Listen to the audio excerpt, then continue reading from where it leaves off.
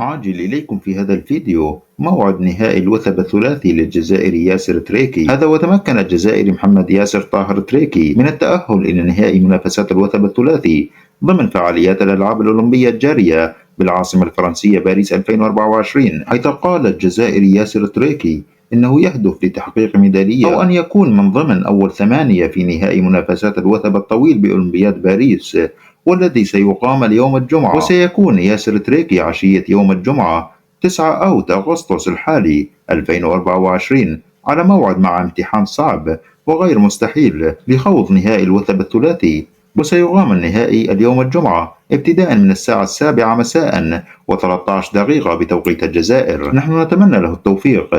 إلى هنا وصلنا إلى نهاية هذا الخبر ونهاية هذا الفيديو. لا تنسونا باللايك والاشتراك في القناة ليصلكم كل جديد. شكرا جزيلا لكم على المشاهدة، وإلى اللقاء.